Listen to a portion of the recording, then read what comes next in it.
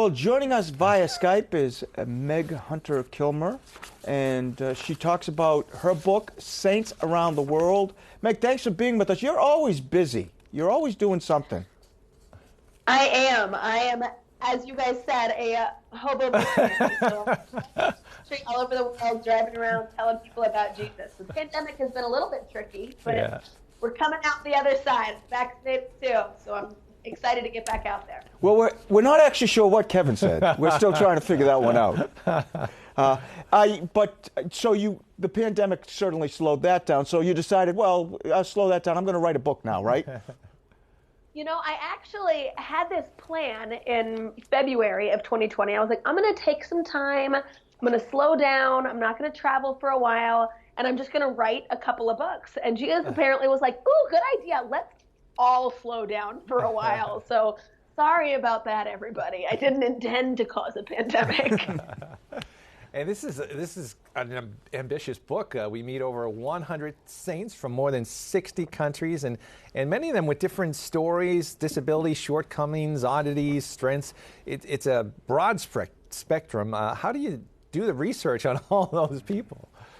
Yeah, it's a very exciting book. I'm actually on my way to pick up the first printed copies this afternoon. So I've got a binder with me that's got sort of the fake copy right now with my my friend's brilliant illustrations. Wow. I mean, just beautiful, beautiful book. But, you know, I've been doing research into the saints for years, and so I've sort of been collecting them in my head.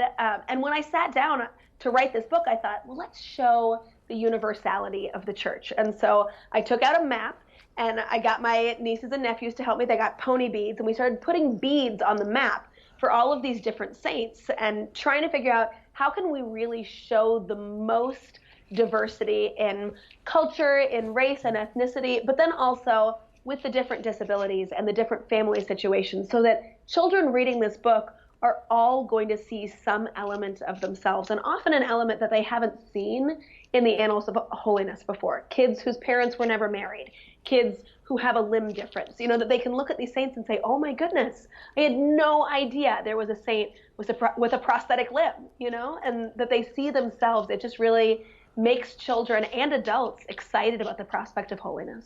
So when you saw these saints, Meg, do you think that because they have some disabilities or some oddities or whatever it might be, that it makes them more relatable to people?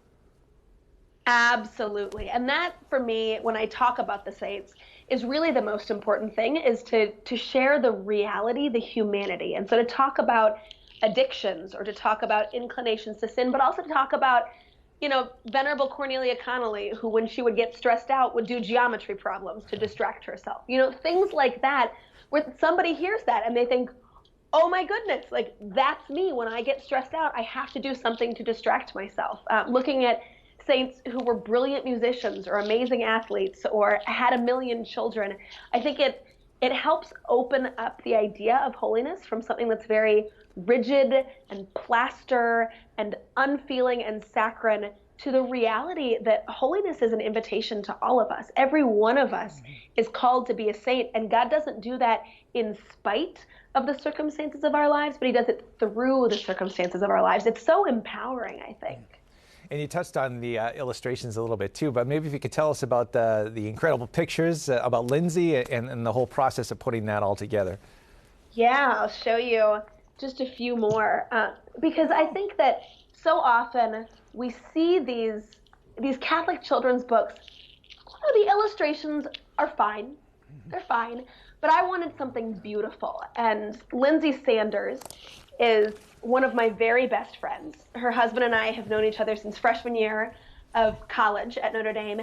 And so I met Lindsay just a little while after that. And she's this beautiful artist, but also has a brilliant ability to research. And so with all of this artwork, it's not just lovely to look at, but it has an element of costuming that's very traditional for this particular tribe, or an archway that's from a monastery where this person actually lived, or a bicycle that was common in Nigeria in the 1960s. I mean, she was just painstaking about the research, to the point that eventually I said, people need to know what's in these pictures. And so we put in notes underneath every illustration explaining why did she use these colors, why is he dressed that way, why is she holding these objects, so that people can get all of the richness of the artwork as well. And I'm just so proud of her. She did such a beautiful job, and it was a tall order because many of these saints, there is no artwork about them anywhere available on the internet. I mean, presumably somewhere in the world somebody's got a picture up in a church, but she was really creating a lot of this stuff from scratch, and she did an amazing job. Well, now there is the artwork, though. Now we have it. And it is beautiful. Exactly. We just showed some pictures. We're running out of time, Meg. Who was your favorite saint in all of this? In the whole book? Yeah. Probably, I've got two best friends in the book, St. Barnabas and Blessed Peter Kibe. So Barnabas was Paul's companion in the book of Acts. Blessed Peter Kibe is a 17th century Japanese Jesuit who traveled from Japan all the way to Rome and back, including 3,700 miles on foot, just so that he could be ordained a priest and serve his people. Meg, it's always such a pleasure to have you on. Where can people find out more about your work and where they can get the book? Go to saintsaroundtheworld.com and you'll see more about the book. It'll direct you where to order. Also, you can donate so that we can get these books into schools that serve low-income populations. That's a really important thing for us to be able to share these diverse images of holiness with diverse populations. And you can still pre-order. If you pre-order through the St. Paul Center, you get a few extra gifts, but the book should be shipping out next week. So we're very excited about that. Always a pleasure. You going to get on the road soon?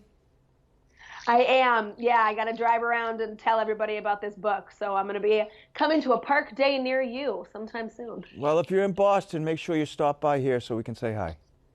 Absolutely. All right, Meg. Have a great day. Thanks for joining us.